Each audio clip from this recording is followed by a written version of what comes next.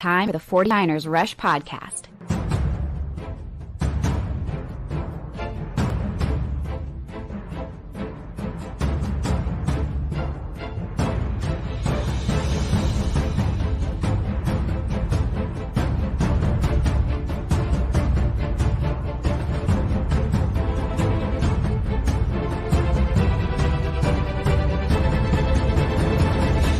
And here's your host, John Chapman.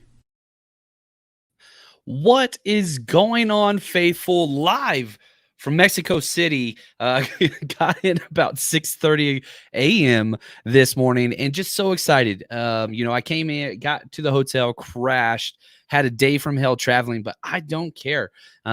This game, the opportunity that the 49ers have before them, it's monumental.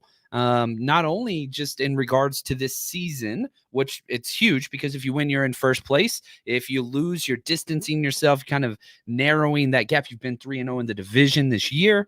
But even historically, one, you're playing overseas in front of a ridiculous crowd. Estadio Azteca. So excited about being there for that game. But you have an opportunity to become first in NFL history with the most Monday Night Football wins total. Currently, the 49ers are tied for first with the Steelers with 51 wins. That's ridiculous. But they could be move into sole possession of first place, which is a big deal. Because who are the 49ers, right? What are our colors? We're gold, baby. We are prime time. We have always been that.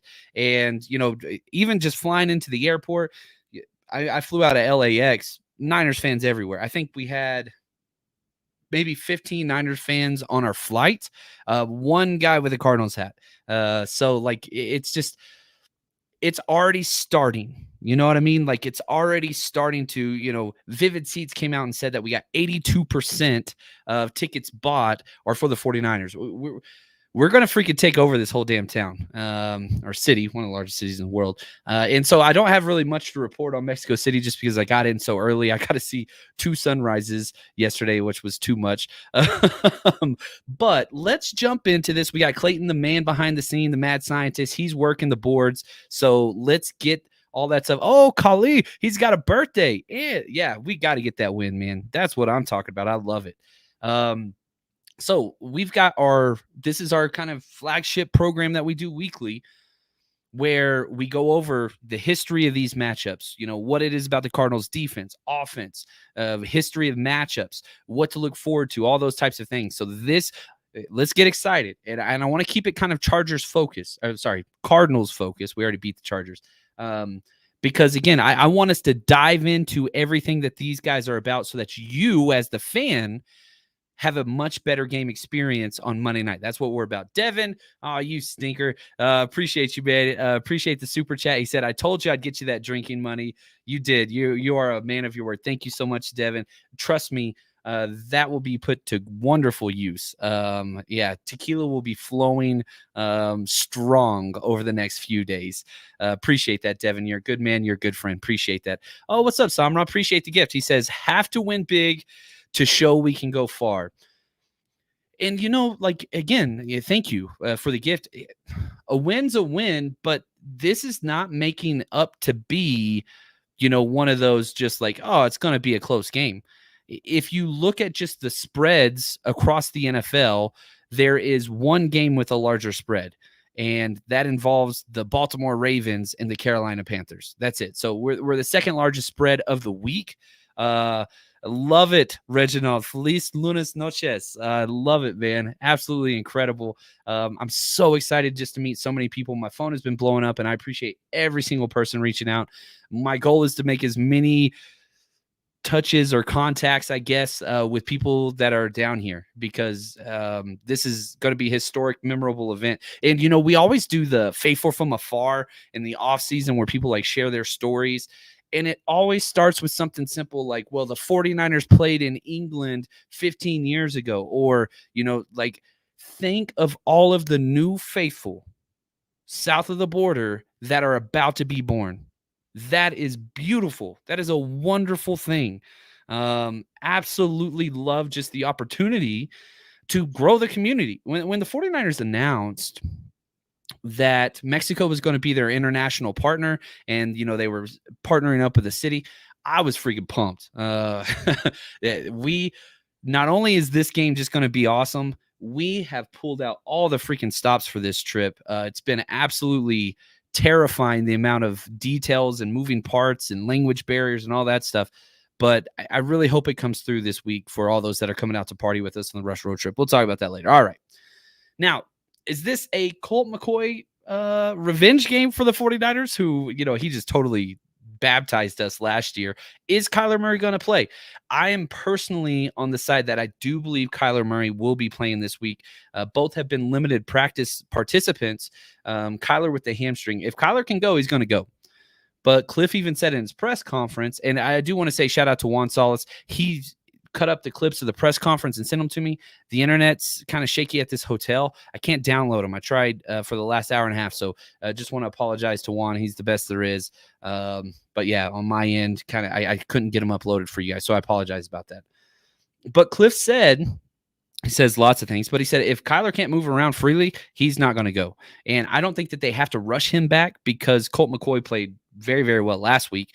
I think Colt McCoy is pretty damn good. He wasn't great for us, but he's been good against us, beat the Rams, all that stuff.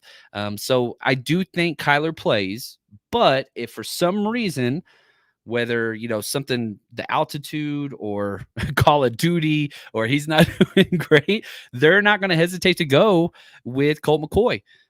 So we'll see here. I really don't think it matters who the quarterback is. Obviously, Kyler is more talented. I think Colt is much more efficient in this system than Kyler, but the explosives aren't necessarily there.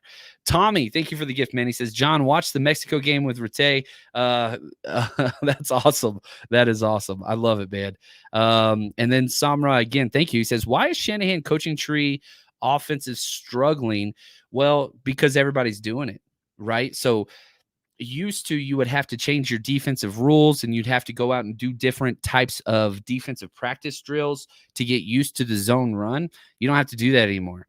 And so now that, a third of the league is doing this, it changes things. It really, really does. And so, but I will say this, if you look at the Shanahan schemes, all the teams are pretty successful. Whether it's the Jets, whether it's Miami, whether it's the 49ers. The only one that's really the Vikings, they do a similar scheme. Packers are the only one that's not being successful. The league adjusts. Yeah, well said, Big Papa. So, and the thing is, I think a lot of people widely regard Shanahan as one of the best offensive-minded coaches, and I think that is accurate, is that he adjusts better than others. And we haven't seen it yet. Will it happen?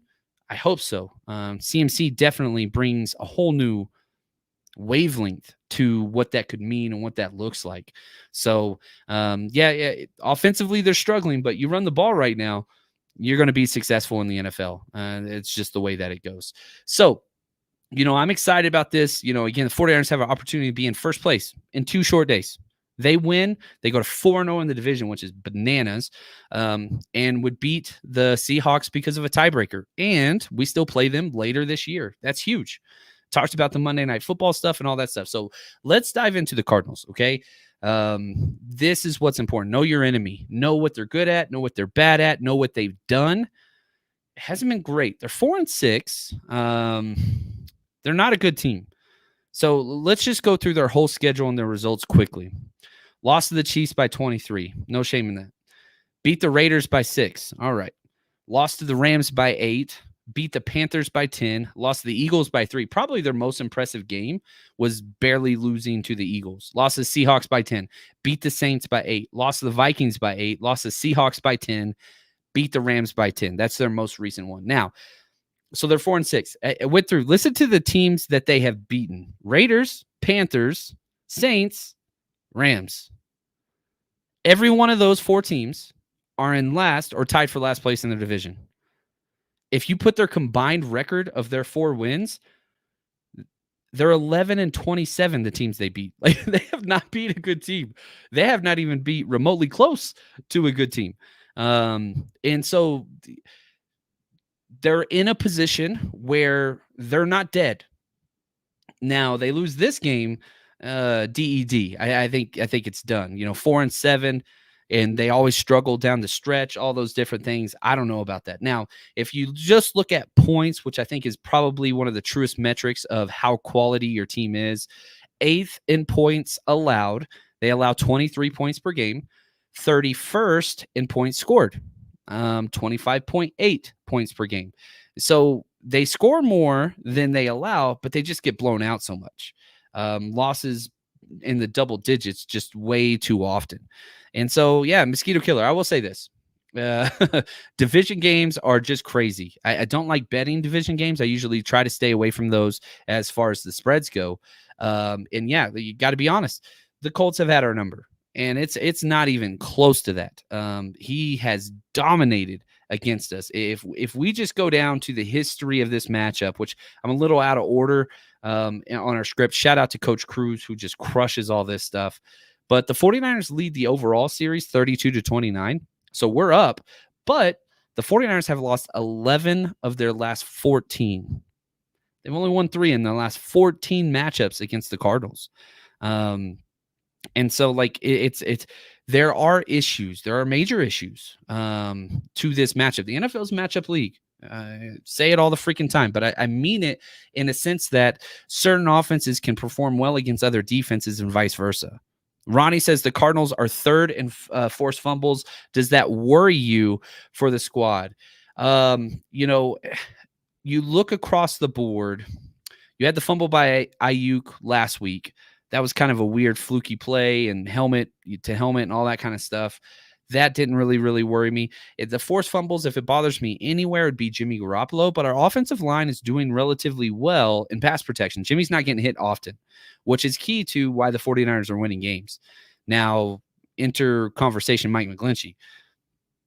Jimmy's not getting hit a lot because he's holding a lot. Hands to the face, holding. I counted 6 penalties that could have been called against McGlinchey last week. Can he perform well against J.J. Watt? You look at that game, which we'll detail here in a second. J.J. Watt just destroyed McGlinchey repeatedly. So we'll have to see how he responds. I'm pulling for Mike. This could be a huge week for him long term. He can make a lot of money this week. Now, if we look at the PFF kind of snapshot consensus of these two teams, and again, what this does, not that I'm in love with PFF and, it's got merits and flaws everywhere, but it does do a good job of grading a snap-by-snap basis of each of these teams in their respective units, right? So look at the Cardinals. Overall, there's 32 teams, 29th overall, not good. Offense, 28th overall, not good. Defense, 26th overall, not good. Special teams, tied 4th. Special teams, 49ers' biggest weakness, no doubt about it. But on a play-by-play basis, there are so many mistakes. They get splash plays a lot because they have splash players. But on a consistent basis, and whenever we get through the metrics of what they do on third downs, it tells a story. And the story is this: they cannot sustain drives. They either have to have a freak amazing play by Kyler Murray where he runs around for 12+ seconds and whatever else, or the drive ends. And even with those splash plays, going through the film, which we have up on our Patreon, patreon.com/49ers Rush podcast, go through the scouting report and the coaches film, they'll get splash plays and still not get points out of those drives. They're just not finishing on offense or defense. Now, to put that into perspective, here's the 49ers PFF scores. Overall, 6th. Offense 11th, defense 5th, special teams, guess what, baby? Not dead last. Finally, for the first time in like a month, we are 31st. Woo! That's right, baby. 31st out of 32. We are finally out of the cellar. Now, Cliff Kingsbury, who I think is one of the worst coaches in the NFL. I thought he was the worst coach in the Big 12 with Patrick Mahomes, with Baker Mayfield, with Webb, with all these talented NFL players, still could barely get to 500 with Patrick Mahomes. He's not a good coach. In the NFL, he's 27-37-1, 0-1 in the postseason. He's not good. And, for all the people that give Kyle Shanahan such a rough criticism with his record, guess what? Another thing that goes into the sticks. If the 49ers win, this is a weird statement considering we've been to 2 NFC championships and a Super Bowl appearance. Kyle Shanahan will be above 500 as the 49ers coach for the very first time in his career if he gets the dub on Monday night. Tell me this doesn't mean something to him. Tell me it doesn't. There's no divisional trap game. That doesn't exist. You hate the Cardinals. You played in their damn facility during COVID. You hate these people. You're playing on this international primetime stage, all eyes on you, division game, win in first place, break the record for most Monday Night Football. Oh my God. What else do you need to be motivated for? There's nothing. So I do believe that there are times where trap games mentality takes place. Divisional Monday Night Football games in Mexico are not it. And I got a couple emails asking about that. Is this a trap game? Are we going to like look down on them? Hell no, you're not looking down on them. This is huge. Now, if we look at the injury report for the 49ers, let's start there. Eric Armstead traveled, but hasn't really practiced on Friday. Charvarius Ward, he's got personal issues. They fully expect him to play. Samson Ebukam, he's been limited, which is I fully expect him to play. And that's huge. That's a great addition because not so much because Samson is better than Charles Omenihu. It's because the playing of Samson and Ebukam on the outside allows Omenihu to play some on the inside. So it bolsters the defensive tackle play and solidifies the run defense. That is what is key with Samson. He's such a stout run defender. Nick Bosa, he was full. He had a rest day. Trent Williams, full. He had a rest day. And Danny Gray's back, which I think is really, really important because, the back end roster, are we going to, air it out to Danny Gray? I don't know.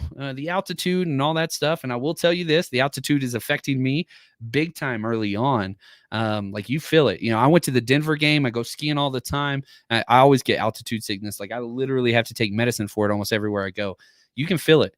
You can feel it big time. So the fact that the 49ers spent the entire week in Colorado Springs, a higher elevation before coming here, is huge.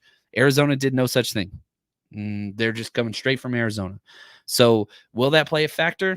Maybe not, but maybe. Let Danny Gray run some gassers out there and pull the corners and safeties deep and then come back with some running plays, see how they feel. Now, the Cardinals injury report. Obviously, Zach Ertz, he's done for the year. That's huge. Their offensive line, DJ Humphries, back, did not play. I think he's probably their best lineman. That's huge. Byron Murphy, their slot corner, did not play. He's got a back issue. Buda Baker, limited. He will play. D-Hop, limited. He will play. Max Garcia, offensive lineman, will play. Kyler Murray, limited. Marcus Golden, he was full. He was sick. He'll play. Colt McCoy, full. And Matt Prater, their kicker, he's full. So that's the kind of quick run through on all things, injury related. I think we might Armstead, I think he might play because if they were not going to play him, why not leave him at home like Javon Kinlaw and not worry about all this elevation and swelling and whatever else? I don't know. Shot J, he says, Arizona's already at 4K elevation, though. They're much better acclimated than we are. That is factually correct. What's up, man? The Matt's Go ahead. Wanted to come in here as a former Arizona expert. I lived out there for about 4 years. Where the Cardinals play, where they practice down in Phoenix, or the Phoenix, I guess, greater metro area, they're closer. They're in a valley, actually. They're at about 1,000 to 2,000 feet elevation. I did not know Sacha, that. you are correct. There are spots in Arizona that get up to 7,000 feet, like my former hometown of Flagstaff. But that shout out. Yeah. Arizona, mountains, valleys, it's got it all. Dude, I love it. That is awesome, man. That dude's incredible. Clayton is the best there is, man. We are so lucky. The freaking 49ers rush team is incredible. Man, I'm freaking so happy right now. This is awesome. CJ says Arizona did do elevation mass while they were doing bikes. I think that it is important. And yeah, Phoenix says 1,086 square foot. Look at, we're learning, baby. That's what I'm talking about. Shot J says, great news, Clayton. Suck it cards. That is a wonderful. I want that shirt. I want that shirt made. Great news, Clayton. Suck it cards. I would wear that. Anyway. All right. Now, the last matchup was rough. I think the lowest point of the season last year. We won a couple games, beat the Rams, blew the Rams out. Same old sorry-ass Rams. Stacked a couple wins. Everybody's like, all right, the 49ers are on their way. All right, this is going to be great.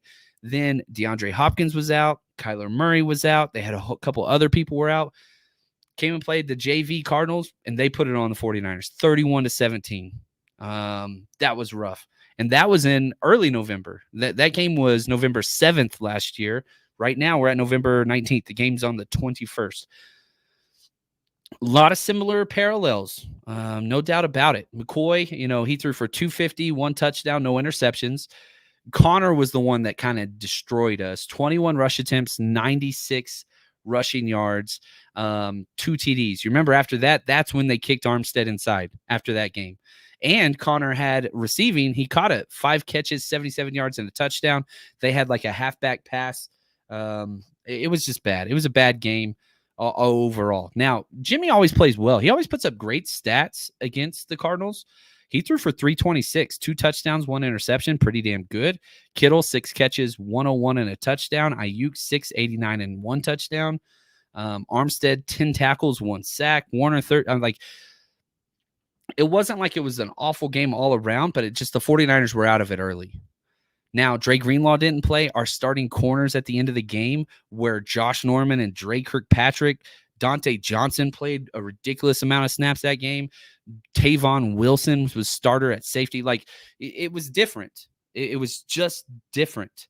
Here we go. JM says, last time we played, Norman was trying to fight Cliff. We're not the same team. We are not the same team.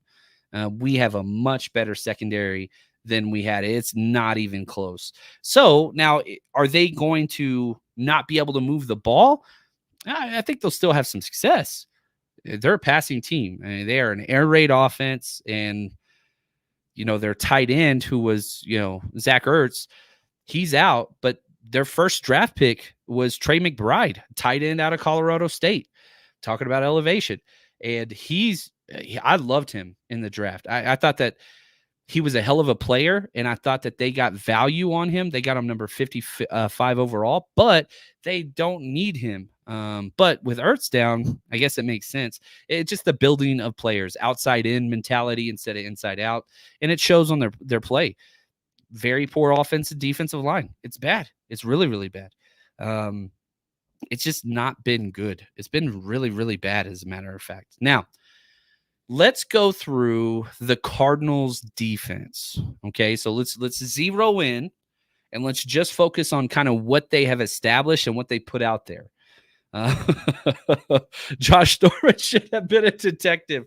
Josh Norman, PI. Oh my gosh, Terror. That is freaking hilarious. I could not stand Josh Norman. That man. Whew. I'm so glad those days are in the past. Hashtag Charvarius Ward.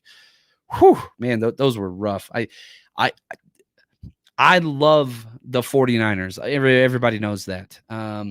It was hard to watch him and how he handled himself, and dirty and quitting on plays and unfundamental.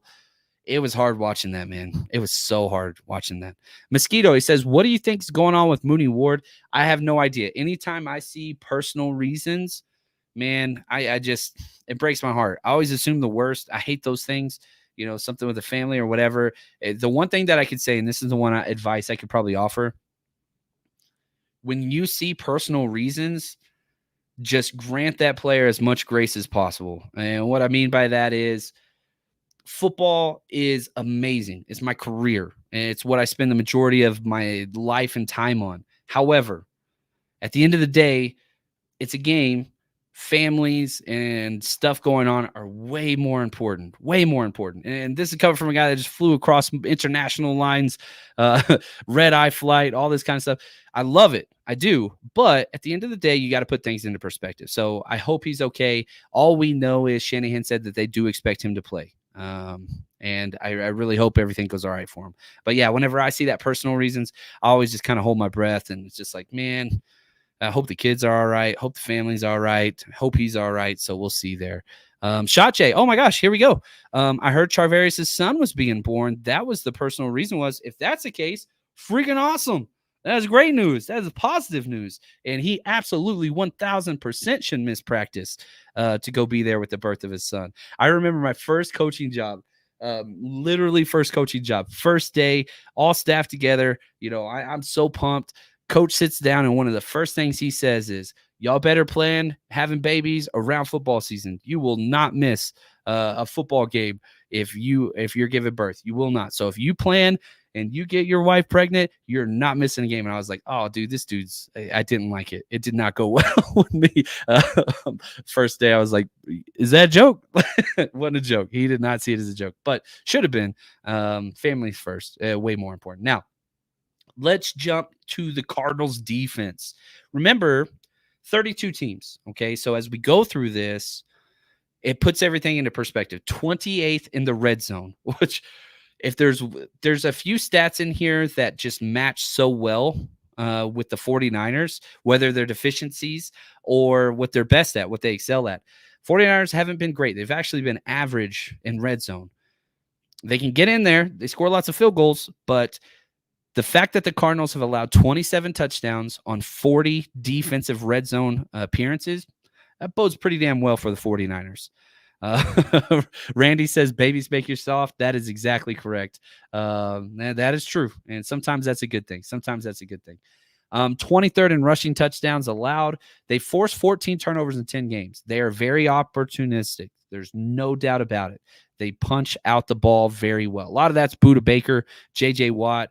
That's just kind of what they do. +5 in the turnover category through 10 games. And usually if you see that, you're not going to see a losing record because, again, if you're plus in the turnover margin like that, you're winning games. But this is how bad they are efficiency-wise. They cannot sustain drives. They can't do it. And defensively, they give up too many drives for touchdowns. Offensively, they can't sustain drives for touchdowns. We always talk about complementary football on here, and it matters, but not in this way. Like, they're the reverse. Like, they should have one of these. They should be good at one of them, and they're not. They're not good at either. 23rd in pass yards, 23rd in total yards allowed. They're averaging 357 yards per game. Allowed. That's ridiculous. 22nd in pass yards, 26th in third down percentage, 12th in yards per rush. That's decent, above average, 4.4. 21st in DVOA. Now, these are kind of the biggest ones to me. Oh, what's up, Marcos? Yes, thank you for welcoming me to Mexico. I'm so pumped to get out. I wanted to get this video done, and then after that, it's just going to be, I don't know. We're going to have a good time through the city. I'm really excited about it. I think that these are kind of the biggest ones for me. They're 28th in first downs. That's it. Like, 28th in first downs allowed. They're allowing 21.7 first downs.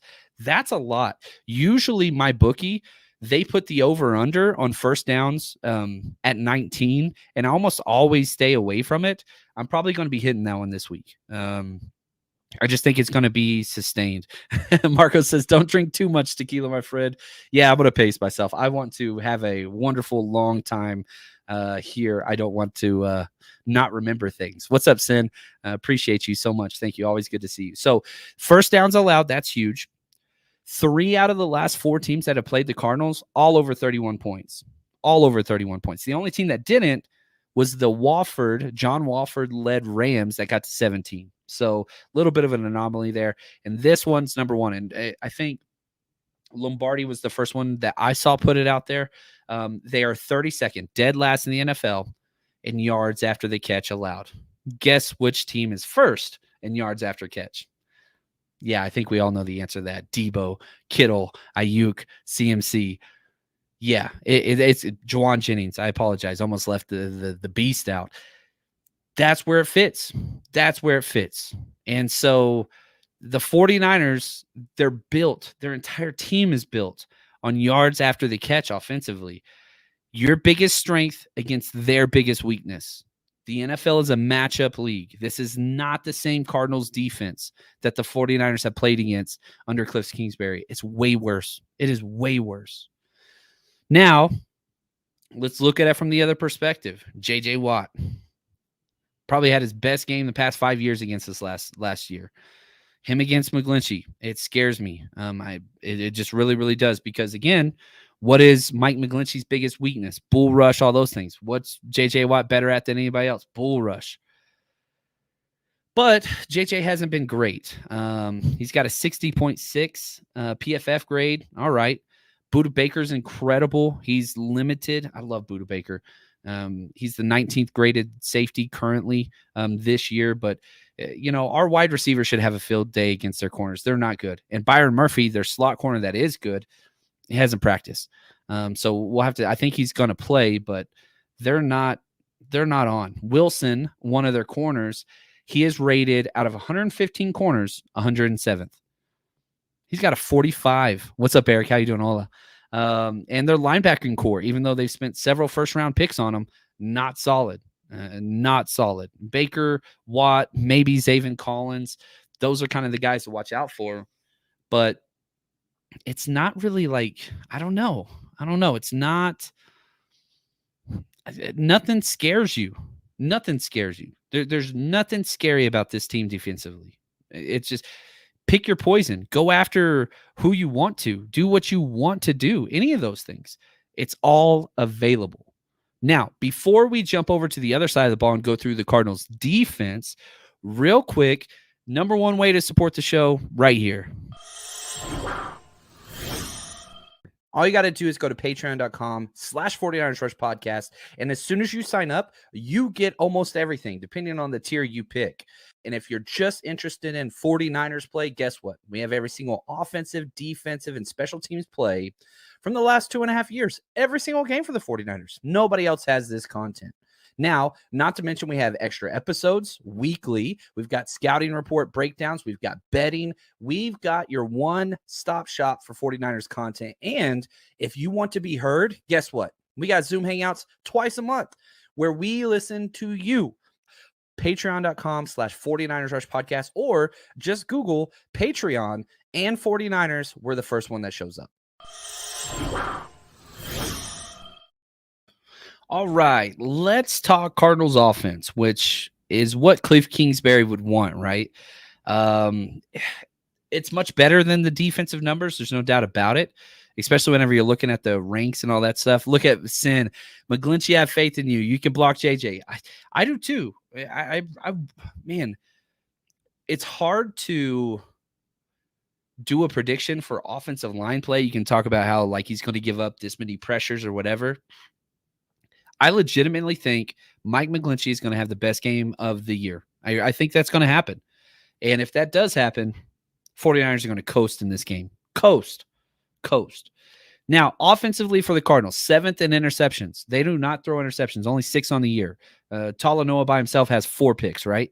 16th in passing touchdowns, right in the middle. 28th on third downs. So again, you listen to these ranks, 11th, 19th, 18th, 13th, 19th. These are the ranks of their offensive production. We'll go through each one of them. But then you get to third downs, 28th. They just cannot convert third downs. They're 34%. That is very, very bad. Just can't sustain things. 11th in red zones. They are scoring touchdowns if they can get there. 19th in total yards, 18th in passing yards, 13th in total points, 19th in rushing yards, 28th in offensive DVOA. That's a play-by-play basis on efficiency metrics. 28th. Eric says, in Spanish, you would say the Cardinals offense is basura. I know that word. I like it. But, excuse me, if we're looking at the strengths, starts with DeAndre Hopkins. Since he's come back from his suspension, he's been right up there with the best of the best as far as targets, catches, yards. I mean, he's a monster, and he has had monster games against the 49ers. Marquise Brown's back. We haven't played against him on this team. That's huge. Maybe Connor, right? Connor is either amazing or bad. He's never had an average game. He's either great. Against us last year, he was great. Maybe his best game of his entire career. You got to shut that down. Offensive line, Cliff Kingsbury doesn't believe in. Bosa and company should have a lot of fun. Their tight end play is very athletic, very young, unproven. We'll see. AJ Green, he's got the athleticism, the height, and all that stuff, but it's those days have passed. Now, shout out to Coach Cruz again. I love this. Interesting connections between these teams. These are always fun. Keontae Ingram, their backup running back, was with Texas, transferred to USC, was at USC with Drake Jackson and Hufunga. Javon Wims played at Georgia with Charlie Warner. Billy Price, their center, and Wyatt Davis all played with Nick Bosa at Ohio State. Trayor and TDP were at LSU together. Trayvon Mullen and Ray were at Clemson. Ben Neiman and Kittle played together at Iowa. Leki Fotu and Money Mitch played together at Utah. I love those. Those are fun for me. I love going through those and just kind of seeing where people are and like, those paths cross and the players know like, oh, we're playing the Cardinals. All my buddies on that team. It's cool. I really like stuff like that. Now, here we go. Let's get into our bets of the week and then predictions and keys to the game. With so many sports books to choose from, you need a platform that makes it simple to bet and win, like MyBookie. We've been using them for 5+ years. Easy to get your money in, easy to get your money out, easy to find what you want to bet, and they've got everything. Huge selection of odds, props, contests for all your sporting needs across all sports. You can stream the games live and bet live while you watch, so you can turn game day into payday with MyBookie. Sign up for free today. Use promo code 49ERS or just scan the QR code to my right here if you're watching on YouTube. Claim half a deposit match up to $1,000. So if you put in $1,000, you get an additional $500 to bet with. That's promo code 49ERS to claim your deposit bonus and give yourself the competitive edge. When you play with MyBookie, you're not just betting, you're joining the winning team. Again, as always, bet anything, anytime, anywhere with MyBookie and bet with us. On our Patreon account, we load our bets every single week, and we have been doing very, very well. So come bet with us, and let's go. MyBookie, baby.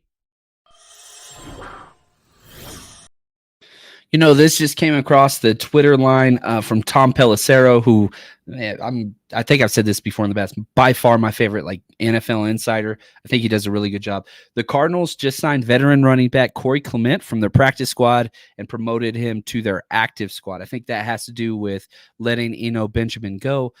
So you're kind of 3 backs or 4 backs. Obviously, you're going to have your stud, James Conner, and then you got Keontae Ingram, and then you'll have Clement. Kind of went through there. So that's huge. So you can kind of look at that. Oh, I'm getting audio stuff. Thanks, Clayton. Appreciate that. Let me know. Give me the thumbs up if that is better. Okay, cool. Now, bets of the week. I am waiting for MyBookie to release some more player bets. We crushed it last week. We went 8 of 9, which was a blast, made some money. So hopefully what we will do there is once that's released, all the player props, I'll load some more player props up on Patreon, which we put all of our bets up there. But here's 2 bets of the week that I really, really like. The first one is a 2-team teaser, 6.5 points, not 7. Always fight for that half point. I'm taking the 49ers against the Cards, which, they're 8-point favorites, which is a lot. So the 49ers will be minus 1.5. So the 49ers have to win by 2 or more points. And then I'm taking the Vikings, who are underdogs to the Cowboys. Not a primetime game. So Kirk Cousins will be decent. So Vikings plus 8.5 points versus the Cowboys. Bet 10 to win 7.6.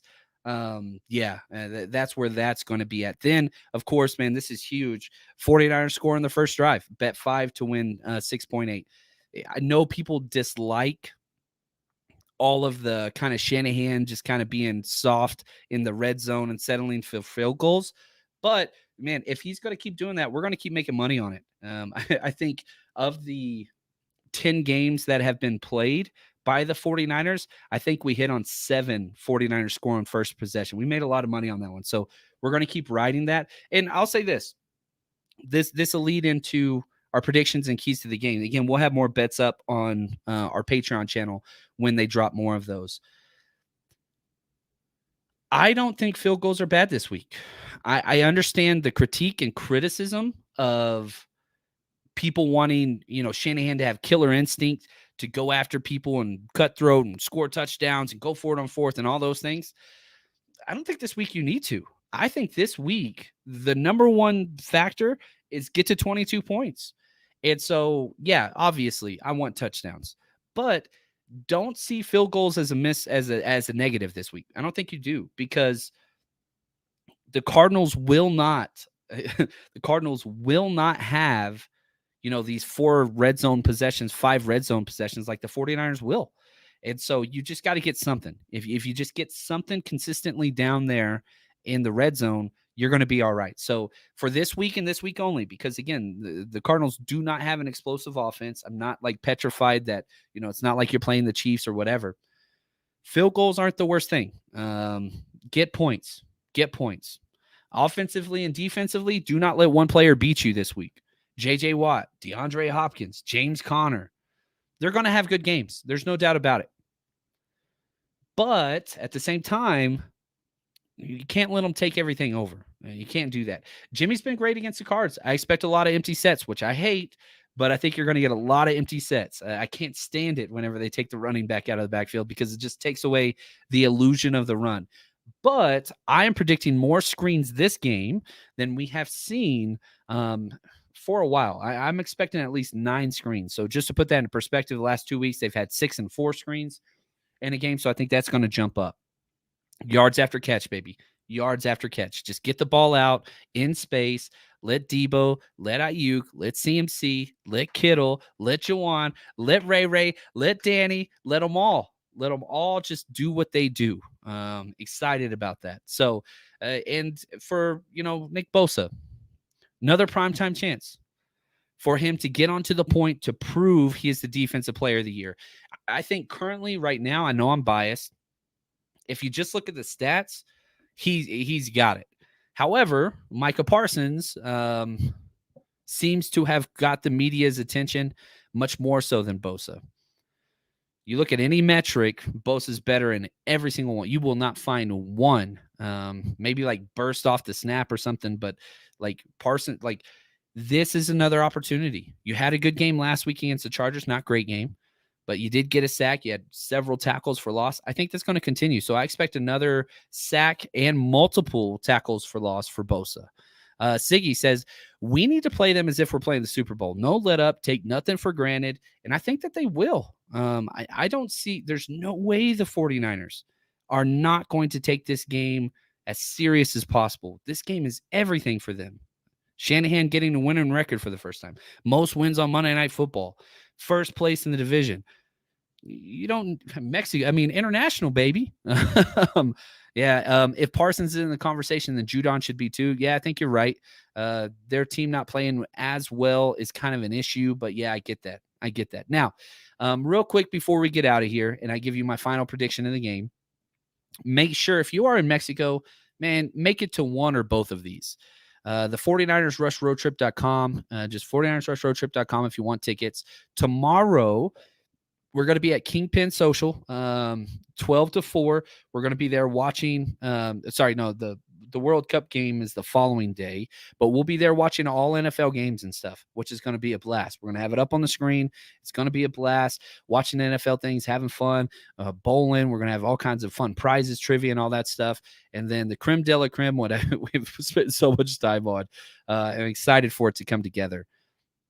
We are getting picked up at the hotel I'm recording at right now, the Marriott Reformer. We got charter buses for 200 people picking us up at the hotel, taking us to Lomas Plaza. We're going to party there, unlimited drinks, food, all that stuff. Then the bus is going to take us to the game, pick us up after the game, take us back to the Marriott Reforma.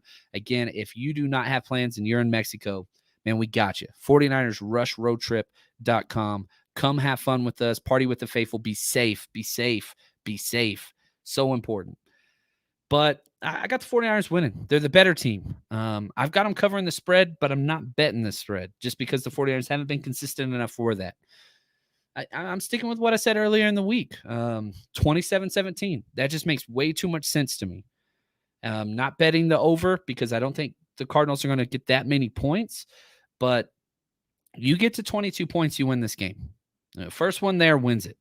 And so Niners get this win. I really do think that they do well, and I think it's going to be a fun game. I know the experience is going to be off the charts. I'm so looking forward to this. But that's going to do it for us today. I want to say thank you to Clayton, the man behind the scene, executive producers, Kilted Niner, and 49ers George 365. Oh, this is going to be fun, man. I'm so excited. And until next time, really do appreciate you guys, and stay strong, faithful as always.